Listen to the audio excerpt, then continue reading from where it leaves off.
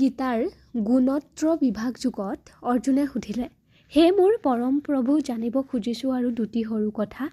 পাৰিলে যিবোৰ হ'ব গুণাতীত গুণবান, সিবোৰৰ চিন কেনেকুৱা, কিহত চিনিব পাৰি?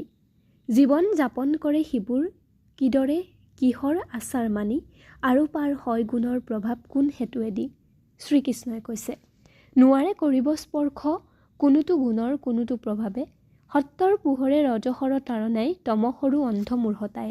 নহয় উতলা হ'লেও প্ৰকাশ সিবোৰৰ কোনোবা গুণৰ, মচ খালে চিন চাপ নেপেলাই চকু পানী মনৰ দুখৰ। উদাসীন সকলো গুণৰ প্ৰতি, গুণেও নকৰে অথিৰ অবিৰ। ভাবি লয় গুণবোৰে কৰে কাম আপোন আপোন, নিজতে খোপনি পুতি থাকে ৰৈ অলৰচৰকৈ।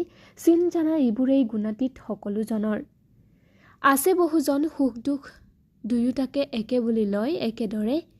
মাটি আৰু শিল আৰু সোণ ভাবি লয় একেটি দামতে পোৱা যায়।